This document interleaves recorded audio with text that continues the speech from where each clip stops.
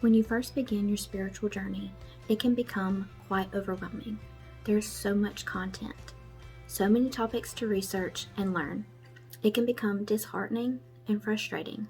In today's video, I'm going to give you a crash course on several spiritual related terms and topics with brief definitions, so maybe you won't feel quite as lost as you progress. Let's begin.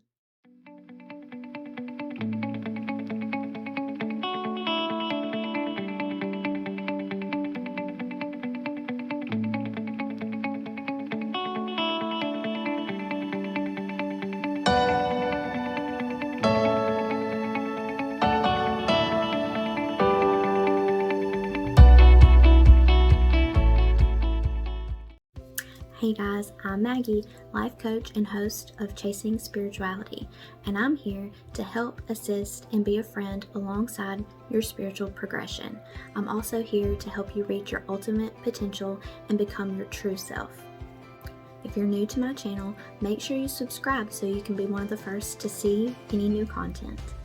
Also, feel free to check out my podcast and follow me on Instagram and TikTok, where I share very important information and tips and tricks that will help you alongside your spiritual journey.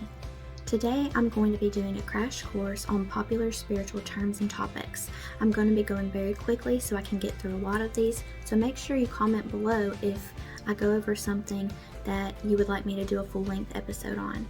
Alright, so let's go.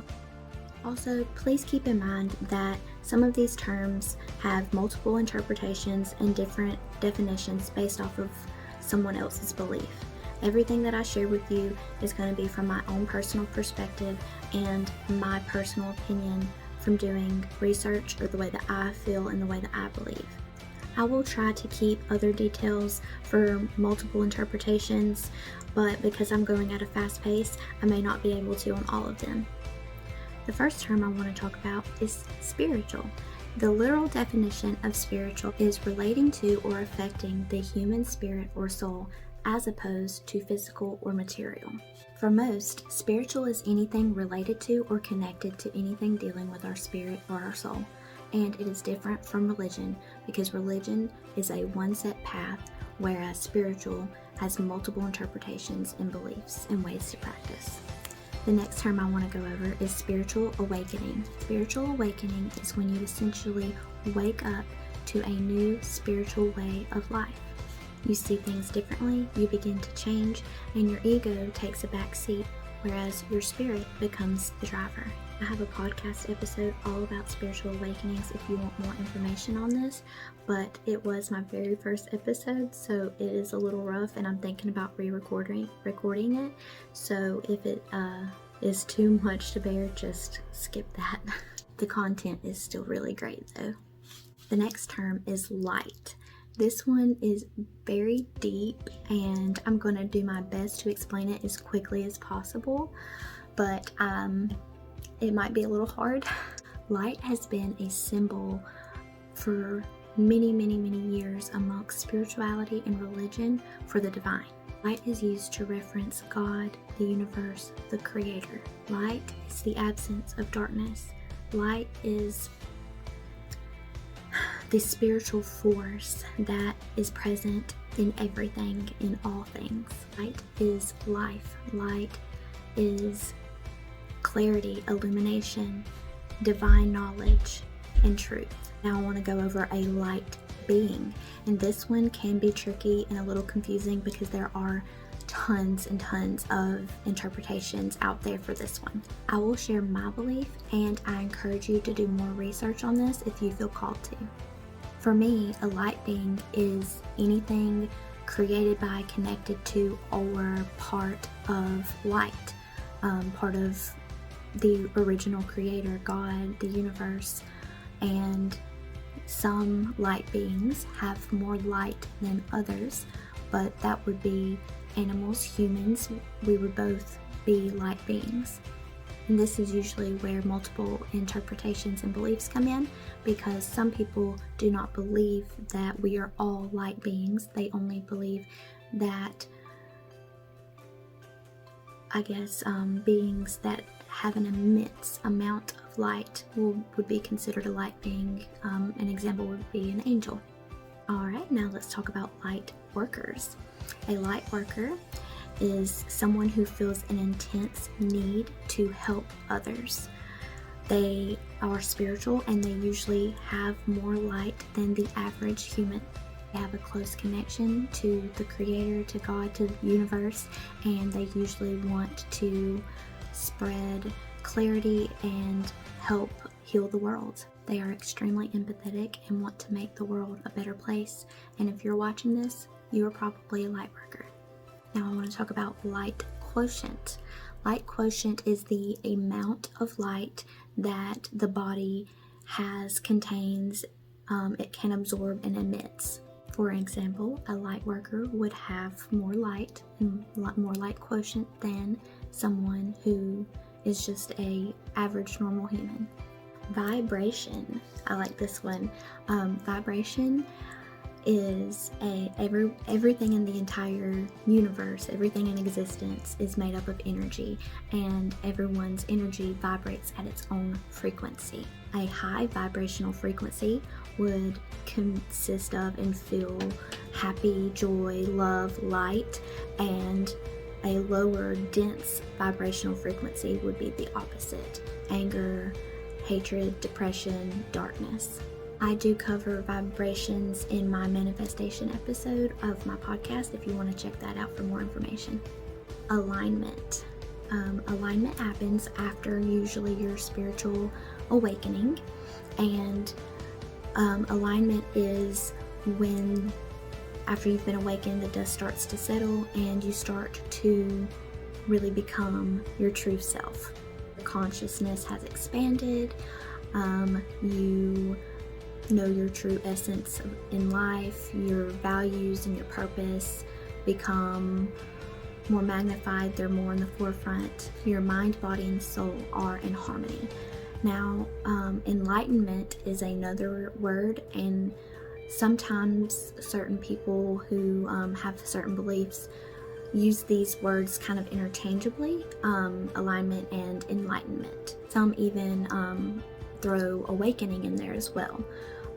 But for the sake of making sure I get the right information out there, I'm going to explain enlightenment in a different way. So enlightenment comes from a long time ago in traditional India, and there is more of a traditional interpretation of enlightenment and the modern interpretation of enlightenment. Traditional term of enlightenment was interpreted as reaching the highest state of spiritual attainment. But the modern interpretation of enlightenment has more so grouped it as the same meaning as a spiritual awakening or spiritual alignment. They don't really value it as being the highest state of spiritual attainment. More so it's just part of the journey. I personally like to think of enlightenment as the end game, the final stage of reaching your truest, most spiritual self, but the choice is ultimately yours. Everyone is entitled to believe what they want to believe, so make sure that you keep both interpretations in mind whenever you're involved in having conversations with other spiritual people in the spiritual community. Alright, now we're going to talk about ascension. Ascension is, the literal meaning is the process in which your body begins to emit and absorb more light. You are embodying more light. This would begin usually at the beginning of your spiritual awakening is when your ascension would start. And as you have a spiritual progression and a spiritual journey after that, the ascension process would happen in multiple steps, and the closer you would get to the full spiritual attainment or enlightenment, that's the processes of your ascension. I like to think of ascension as leveling up. So the further along you get along your spiritual journey, the more you get higher and higher and closer to full enlightenment, and the entire process is ascension. Alright, now we're going to discuss ego. Ego is the false self. It is the false reality that we create based off of our human body,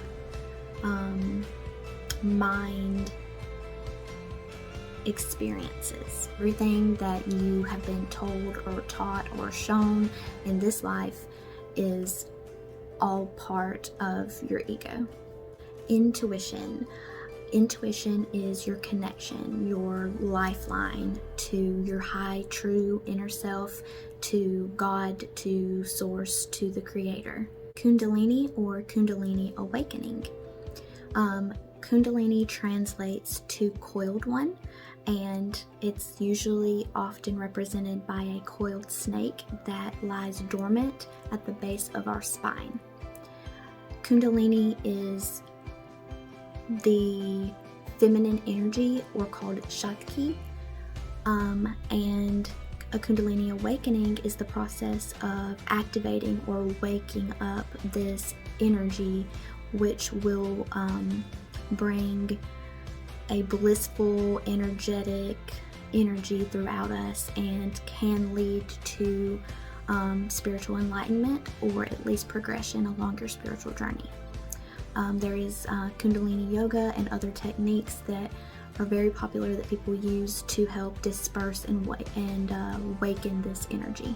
Chakras. Chakras translate to wheel or disc, and chakras hold our body's energy or life force. There are 7 main chakras that line through the center of the body, the base of the spine. The chakras are responsible for regulating and maintaining all of our bodily processes and functions, and if one or multiple chakras become blocked or unbalanced, it can cause a multitude of problems, health issues, mind issues, all kinds of things. So it's very good to learn more about chakras and what you can do to keep them balanced so that you can stay healthy. Mental faculties. There are 6 mental faculties, and the mental faculties are the mind's superpowers, is the way I like to think of it, and they're what separate us and differentiate us from other beings and animals. They are imagination, intuition, perception, will, memory, and reason. I have started a series on these in my podcast. I have 1 episode on imagination so far, so if you are interested in learning more about this, go check that out. They definitely will help you really expand your mind and consciousness and help assist you with manifestation. Manifestation is willing your dreams, your goals, your wants to come true. And there are many ways and processes to reach this. One of the main ways to manifest is using the law of attraction. And the law of attraction is the law that you can attract anything and everything that you want. I do have a podcast episode on manifestation and the law of attraction if that's something that you want more information on. Reiki. Reiki is a Japanese alternative medicine using the divine source energy to heal. Star seeds. A star seed is someone who has experienced life on another planet at some point. And star seeds are typically more evolved and have a higher consciousness than regular humans. Astral projection. Astral projection is a out-of-body experience. Usually it's intentional, but sometimes it isn't, where the spirit, the soul, or the astral body leaves the physical body and is able to travel to other realms and travel to all kinds of amazing, incredible places throughout the universe. Tarot.